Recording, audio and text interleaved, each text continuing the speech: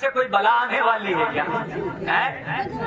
آپ یہاں بیٹھیے، بلاؤں سے محفوظ رہیں گے، روڈ کی طرف دیکھنے کی ضرورت نہیں۔ پورے سیزن میں سب سے اچھی تقریر میں بول رہا ہوں، میں خود روزانہ تقریر کرتا ہوں۔ ناگپور لوگوں نے پلین کا ٹکٹ دیا آنے کا جانے کا، 21 تاریخ کو حضرت جانتے ہیں۔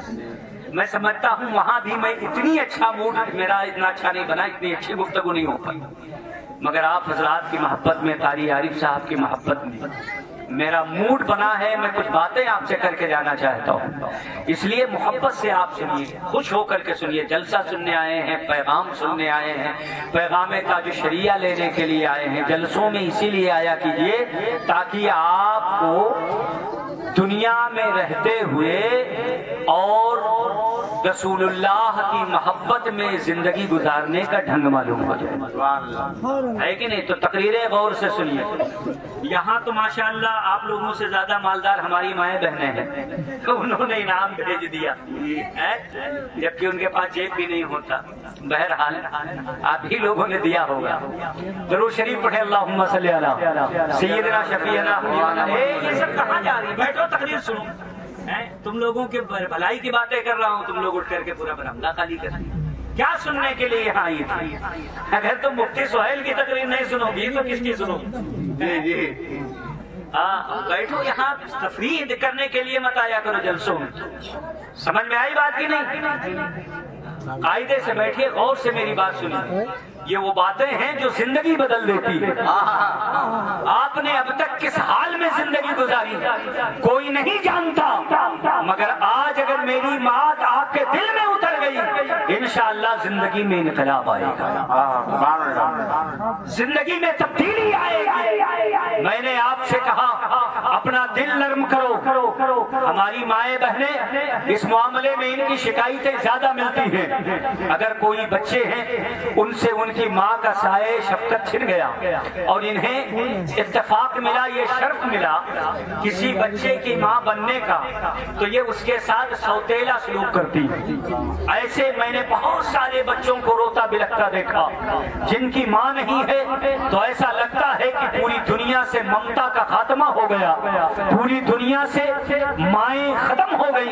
ایسا نہیں ہے، اللہ رب العزت نے آپ کا دل بڑا نرم بنایا ہے، آپ کے اندر ممتا کوٹ کوٹ کر رکھی ہے، مگر وہی ممتا کافی نہیں ہے جو اپنے بچوں کے لیے ہو، بلکہ آپ کی ممتا آپ کے تمام بچوں کے لیے عام ہونا چاہیے۔ آپ ماں ہیں، ماں کے درجے اللہ نے رکھے ہیں۔ اللہ کے حبیب فرماتے ہیں الجنت تحت اقدام امہاتکم، جنت تمہاری ماؤں کے قدموں کے نیچے ہے۔ آپ نے اب تک بہت سنا ہوگا، یہ حدیث بار بار سنی ہوگی، علماء سے اس کا ترجمہ سنا ہوگا، اس کی تشریح سنی ہوگی، مگر آج میں تو جو تشریح کر رہا ہوں ان علماء کرام کی دعائیں لیتے ہوئے مفتی رفیق صاحب اور تمام علماء اہل سنت کی خصوصی توجہ کے ساتھ میں اس حدیث کی تشریح بیان کرتا ہوں۔ حضرت قاری عارف صاحب قبلہ توجہ فرمائے، ذرا دیکھیے اللہ کے حبیب نے فرمایا اے دنیا والو الجنت تحت اقدام امہاتکم، جنت تمہاری ماؤں کے قدموں کے نیچے ہے۔ ایک ماں نہیں فرمایا بلکہ جمع کا صیغہ لائے ہیں۔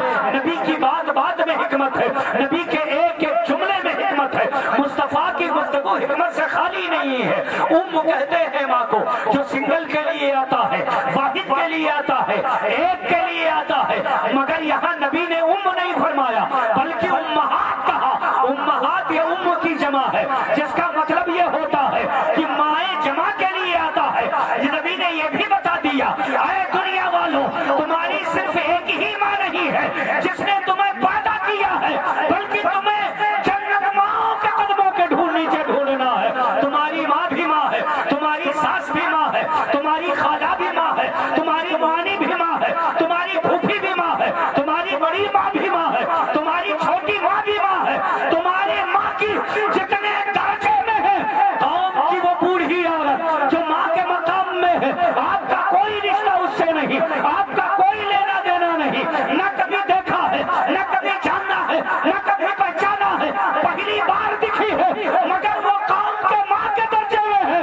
تو اے قوم کے غیور نوجوانوں، تم اس کی خدمت کر کے اس کے قدموں میں اپنی جنت تلاش کرو۔ نعرہ تکبیر۔ مسلک اعلیٰ حضرت عظمت والدین حضرت علامہ مفتی سہیل اختر صاحب قبلہ مصباحی، نعرہ تکبیر۔ اور ساتھ میں یہ بھی ہمیں اور آپ کو ذہن ملا کہ اے دنیا والوں، اے میری قوم کی ماؤں بہنوں، آپ صرف اپنے ہی بچے کی ماں نہیں ہیں، آپ کی کفالت میں جو آ گیا، جسے آپ نے اپنی ممتا سے سیکھا ہے، وہ سب آپ کے بیٹے ہیں۔ آپ کی ممتا جہاں جہاں تک کی ہے قدموں میں رکھی گئی ہے۔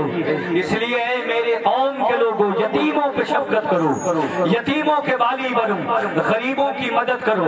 جس نے اپنے بارے میں سوچا اس نے کیا سوچا، جس نے صرف اپنے گھر کے لیے سوچا اس نے کیا سوچا۔ میرے بھائیوں، یہ دنیا ہے، اس دنیا کے اندر اللہ نے ہمیں اور آپ کو ہمدرد بنا کے بھیجا ہے۔ مصطفیٰ کریم کی امت میں نرالے لوگ وہ ہیں جو اپنی ذات سے ہٹ کر قوم و سماج کے بارے میں سوچتے ہیں، جو سوسائٹی کے بارے میں سوچتے ہیں، جو علاقے کے بارے میں سوچتے ہیں۔ ہم نے پوسٹر میں پڑھا بہت سارے لوگ ایسے ہیں یہاں جو نیتا گیری کرتے ہیں۔ نیتا گیری کا مقصد یہ نہ ہو کہ ہماری تجوریاں بھریں، بلکہ اگر نیتا گیری اس مقصد سے ہے کہ ہمارے ماتحت جو کمزور اور دبے لوگ ہیں، جو پچھڑے طبقے کے لوگ ہیں، جو پریشان لوگ ہیں، ان کی ہم آواز بن جائیں، ان کے بدست و بازو بن جائیں، ان کی پریشانیوں میں ہم آگے بڑھ کر، ہماری پہنچ ہے تو آگے بڑھ کر ان کی آواز اٹھائیں، انہیں حق و انصاف دلائیں۔ یقیناً اس عمل پر بھی اللہ آپ کو ثواب عطا فرمائے گا۔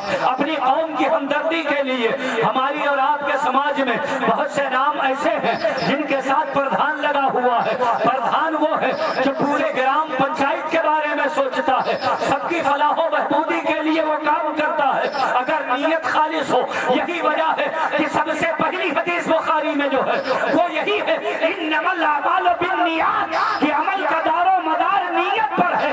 فمن ہاجر الی الدنیا فمن ہاجر الی الدنیا ومن ہاجر الی اللہ ورسولہ فمن ہاجر الی اللہ ورسولہ۔ اللہ کے نبی فرماتے ہیں عمل کا دار و مدار نیت پر ہے۔ جس نے دنیا کے بارے میں سوچا اسے دنیا ملے گی، اور جس نے نبی کی رضا سوچ لیا اس کو پیارے آقا کی رضا حاصل ہو جائے گا۔ نعرہ تکبیر، نعرہ رسالت، علماء اہل سنت، نعرہ تکبیر۔ میرے بھائیو، ہلو ہلو ایک کی والی دوسری دونوں کے لیے۔ میرے بھائیو توجہ فرمائیے، اس لیے نیت کو خالص کیجیے۔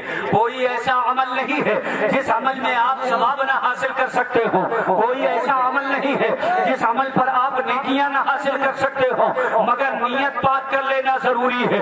آپ نے راستہ بنایا ہے، آپ نے راستہ چھوڑا ہے، اگر راستہ اس لیے ہے کہ اس پر لوگ چلیں، آپ نے اس لیے راستہ بنایا ہے تو جب تک لوگ اس پر چلیں گے آپ کو ثواب ملے گا۔ ذرا آپ سب لوگ بولیں سبحان اللہ، سب لوگ محبت سے میری تکبیر۔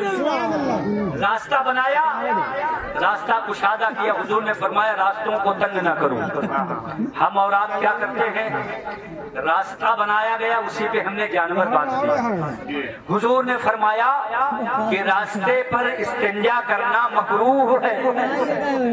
صرف آپ ہی کا نہیں، آپ نے اگر جانور باندھ کر راستہ گندا کرایا تو یہ بھی مکروہ ہے۔ اس پر انسان بھی چلتے ہیں اور اس پر اللہ کی دوسری مخلوق جو ہماری نگاہوں سے پوشیدہ ہے وہ جنات بھی چلتے ہیں۔